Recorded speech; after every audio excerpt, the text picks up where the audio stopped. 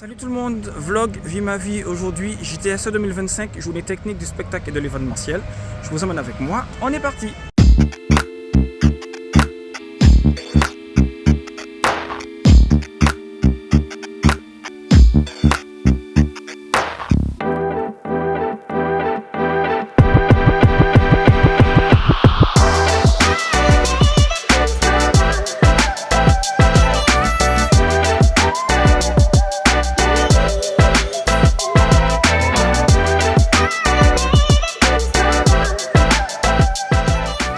Je continue ma visite sur le JTSE 2025 et je suis actuellement sur le stand DPA Microphone en compagnie de Christophe Bonneau. Comment tu vas, Christophe? Bonjour tout le monde, écoute, ça va bien, Rodney. Ouais, stand de DPA, et puis la petite nouveauté cette année, c'est qu'on a racheté une marque qui s'appelle Austrian Audio. Ouais. On a des beaux micros, voilà. Donc Austrian, pour la petite histoire, c'est les anciens ingénieurs d'AKG qui sont basés à Vienne et qui ont décidé de fabriquer des beaux outils sonores. Avec ici, tu as le best-seller chez Austrian, qui est le OC818. Okay. C'est un micro double membrane céramique, multidirectif, low-cut, pad, etc. Et la petite subtilité, c'est qu'il a une autre sortie derrière qui permet d'accéder à la deuxième membrane quand on sélectionne la position double cardioïde. D'accord. Ça permet soit d'avoir les deux membranes cardio, soit d'enregistrer les deux et ensuite en post-production de gérer la directivité du micro après coup. Okay. On a un petit plugin gratuit qui est téléchargeable qui permet de faire ça. Ah, super ça. Également, cette entrée vous permet de brancher un petit dongle Bluetooth, là, cette chose-là. Okay. Et ce dongle va permettre de piloter avec un smartphone toutes les fonctionnalités du micro et enregistrer une directivité custom sur cette position-là, voilà, tout au fond à droite. D'accord. Donc on dirait un vieux micro vintage, un rasoir, et en fait, non. En fait, c'est un micro vraiment nouvelle génération, adapté à tout type de création de contenu. Pour faire du studio, du live. On est sur quel montant grosso modo pour ce micro-là? On est sur un micro à moins de 1000 € pour un double membrane céramique fait en Autriche à la main. Ça va. Donc voilà, un prix étudié. Ok.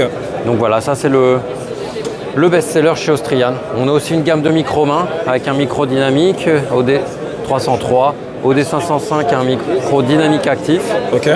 C'est quoi un dynamique actif? C'est un micro qui a besoin d'une alimentation fantôme pour fonctionner. Il a un niveau de micro statique et on va compenser la perte de son dans les câbles grâce à ce micro actif. Voilà. Et aussi le 707, OC707, qui est un micro statique, tout simplement. Voilà.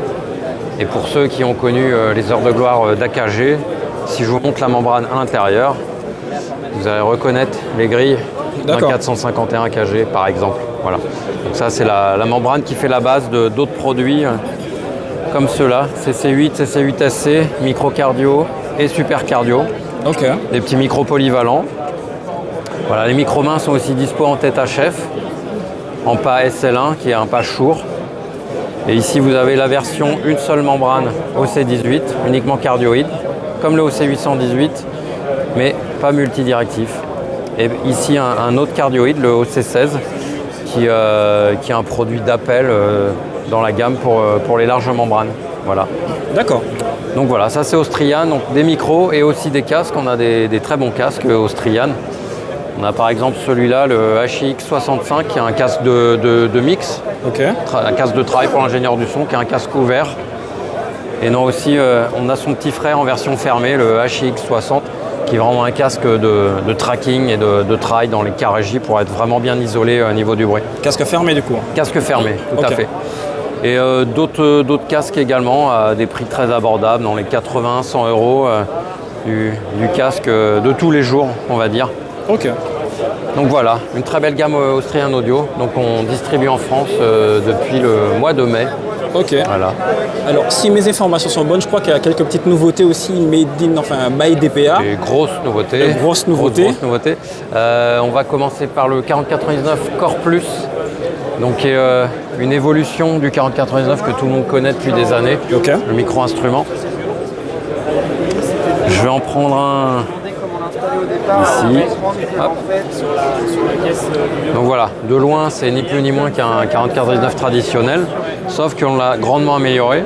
Il y a des choses qui se voient, genre la finition Nextel. Donc là, finition noir mat qui ne réfléchit pas sur scène les projecteurs. Pratique pour la capter en concert du coup. Voilà, une bonnette feutrine qui est beaucoup plus efficace en utilisation extérieure.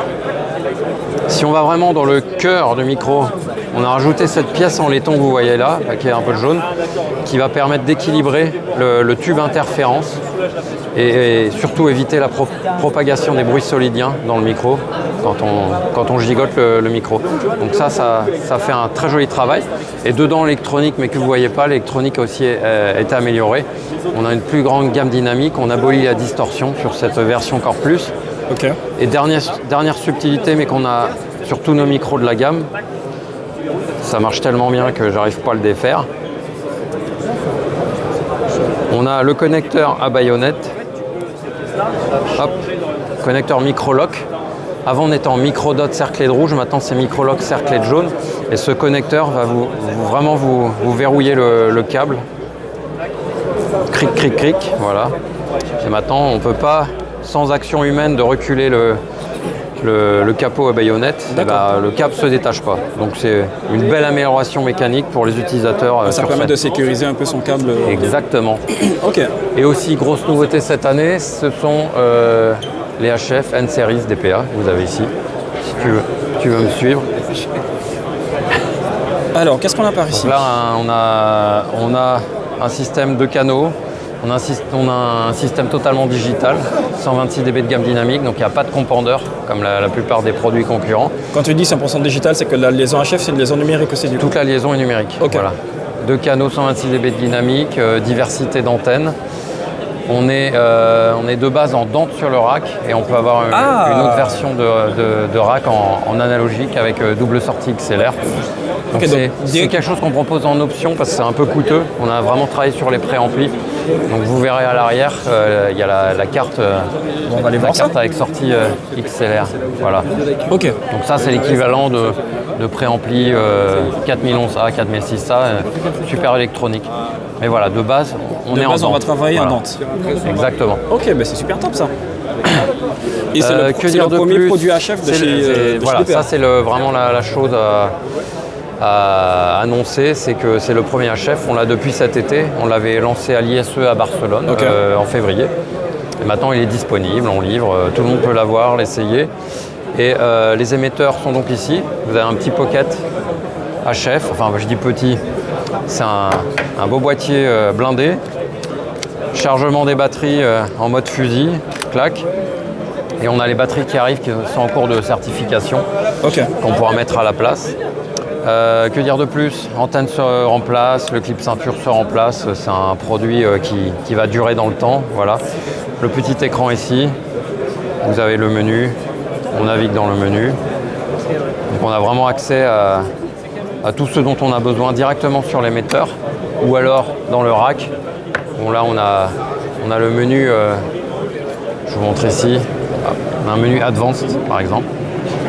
Là on a accès au type de région, savoir si on alimente les antennes, les presets, réglage réseau, etc. Ok.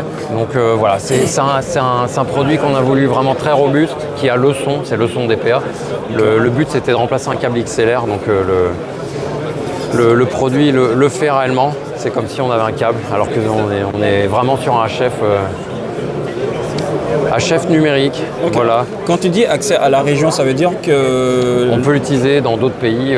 Donc il s'adapte directement aux bandes de fréquences disponibles pour l'événementiel. Dans chaque pays, il y a des autorités de régulation des fréquences qui vous disent tu peux utiliser ça, tu ne peux pas utiliser ça. Donc voilà. Nous, c'est déjà préenregistré dans les machines. En France, pour ne pas le citer notamment. Oui, exactement. Donc on a 3 versions du rack qui existent. Il y a une version États-Unis, une version Asie. Et nous, voilà, c'est ici la version Europe. On sélectionne les pays dans lesquels on est. Donc voilà, un produit simple d'utilisation. On a un petit soft qui permet de monitorer ce qui se passe dans le système. Donc à la fois côté HF et côté audio du coup, parce que je vois quelques filmètres en train de audio bouger, et HF, et on a aussi un utilitaire qui permet de scanner un petit peu. Enfin même complètement. Voilà, donc en jaune vous voyez la bande autorisée pour nous aujourd'hui. On voit toute la télé numérique. Et toute la bande qu'on voit là, du coup, c'est vraiment toute la page de fréquence sur laquelle l'appareil peut fonctionner. On est sur du large bande, donc 400 MHz. Donc pour le prix, c'est un produit très très bien placé niveau prix. Et je vous laisserai découvrir via vos revendeurs ce qu'ils peuvent vous faire, mais on est très bien placé. Voilà. Ok, très bien. Bon, ben, merci pour cette présentation, pour plaisir, de belles nouveautés. Nouveau système HF, non seulement nouveau, mais premier système HF le premier de DPA. J'espère que c'est le premier d'une longue série. Écoute, ben, ouais, on espère aussi. On espère. Ben, écoute, merci Christophe pour cette présentation. Avec grand plaisir. Moi, je continue ma visite et bon salon à toi. Bon salon, merci. Merci.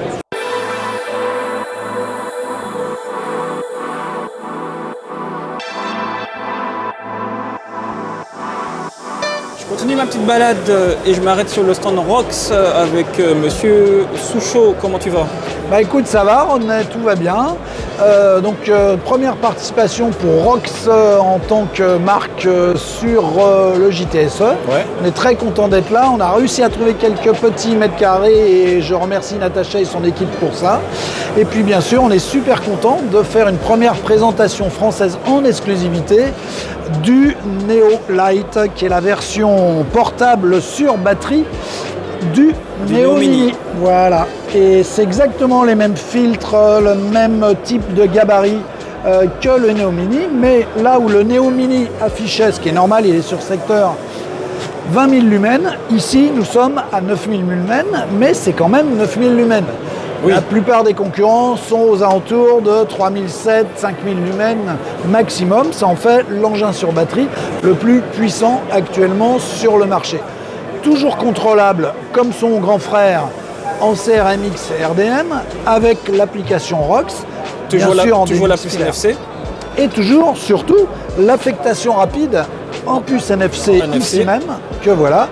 Ce qui permet de les avoir dans le fly et de pouvoir en un coup de smartphone affecter plusieurs machines à la volée sans avoir besoin de les brancher. De les allumer. Donc c'est le lancement officiel du Neo Lite. Voilà. Sachant qu'en plus c'est le même form factor que le Neo. Donc, strictement la même chose. Au niveau du flycast, il y a 1 ou 2 cm de mousse de différence, mais tous les logements et tous les accessoires sont exactement les mêmes. C'est effectivement une déclinaison sur batterie du Neo Mini et non pas un nouvel appareil. Donc ce qui permet d'interchanger aussi les accessoires, ce qui est quand même également économique et pratique. Ok.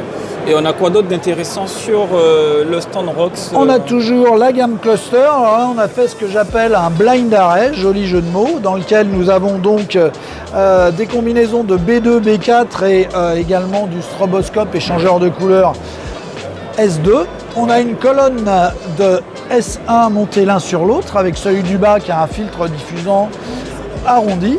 Et bien sûr la gamme des eShow, donc le petit Bichot sur batterie. On a aussi le eShow TW 200 watts qui est vraiment le classique des classiques avec un IRC de 97. Quand même. Et sur ma gauche, un gros bébé qui est donc le eShow Max qui développe 30 000 lumens avec une série de filtres très pratiques qu'on peut changer d'une main, qui est également conseillé pour tout ce qui est éclairage de hall d'expo, là où vraiment on a besoin de grosses puissances suspendues, aussi bien en intérieur qu'en extérieur. Okay. Et puis bien sûr, la gamme des Neo. Ok, donc Neo Mini, Neo FX, Neo Mini, Neo... alors, Neo Mini, Neo classique. Et Neo FX, voilà, c'est ça. Et en termes d'IRC et de TLCI sur le Neo Lite? Alors Neo Lite, c'est comme sur le Neo Mini, on est à plus de 85, aussi bien en IRC qu'en TLCI. Ok. On l'a fait essayer à des chefs-op récemment, puis c'est un nouveau marché pour ROX, mais qu'on trouve très intéressant vu la puissance du marché ciné-TV en France. Par exemple, nos amis de chez Lumex ont investi récemment dans des Neo, et sont également très intéressés par les Neo Mini pour une question de taille et de discrétion. Okay. Et plusieurs autres loueurs de cinéma ont fait des tests justement avec des capsules, avec des thermocolorimètres, etc. Et ils ont été assez épatés également par la colorimétrie du Neo Mini, qui est donc la même que le Neo Lite, okay. Et avec un mélange RGB Lime qui est particulièrement intéressant, y compris dans les teintes chaudes. Ok. Au niveau de la gradation En gradation, on peut tomber avec le 16 bits. L'avantage, c'est qu'on peut aller très très bas dans les bas niveaux, sachant que ça permet effectivement de faire quelque chose d'assez subtil, y compris à la caméra. Je sais que c'est un domaine qui t'intéresse particulièrement, et ben justement, vu qu'on peut ajuster le PWM, même y compris pour du tournage avec une fréquence à plusieurs centaines d'images par seconde ou autre. Ouais, je pense par exemple à du 120 pour des slow-mo, ce genre de choses. Voilà, tout à fait.